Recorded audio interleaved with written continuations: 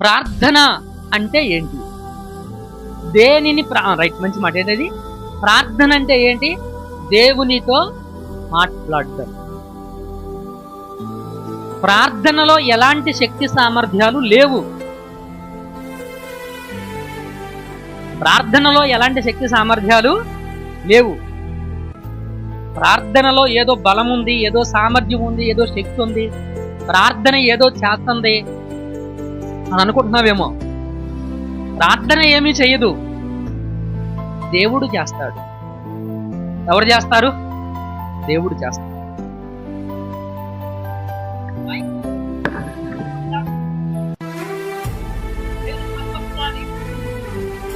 It is the వెజిల్. ఇదేంటండి? పాత్ర. దీనిని నేను వినియోగించినప్పుడే దీనికి విలువ ఉంది. అవునా కాదా? అలాగే నీ ప్రార్థనను దేవుడు వినియోగించినప్పుడే నీ ప్రార్థనకు విలువ ఉంటుంది. అర్థమైందా? ప్రార్థన పాత్ర. ఏంటది? ప్రార్థన అనేది ఏంటది? పాత్ర.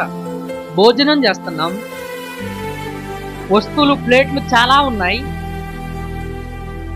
ఒక ప్లేట్లో మురుకుంది, ఒక ప్లేట్ శుభ్రంగా ఉంది. దేన్ని తీసుకుంటావు? మురుకున్నది కూడా తీసుకోవచ్చుగా, అది కూడా ప్లేటేగా. శుభ్రం చేసి తీసుకుంటాం, అవునా కదా? అలాగే ప్రార్థన మంచిదే, అది దేవునికి అనుకూలంగా ఉండాలి, దేవునికి ఇష్టమైందిగా ఉండాలి, దేవునికి ఇష్టమైందిగా ఉండాలి. అప్పుడు దేవుడు ఆ ప్రార్థన వలన పని చేస్తాడు. ఆ ప్రార్థన వలన అంటే ఇంకా ఏం చెప్పాలంటే, ఆ ప్రార్థనను బట్టి లేదా ఆ ప్రార్థన విని కృపను బట్టి దేవుడు స్పందిస్తాడు. ఇంకా బాగా చెప్పాలంటే, ఆ ప్రార్థనను విని ఆయన కృపను బట్టి ఆయన పని చేస్తాడు. కాబట్టి ప్రార్థన ఒక పాత్ర.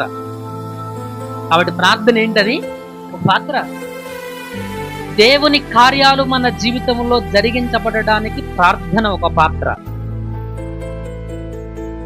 ఒక వెజిల్.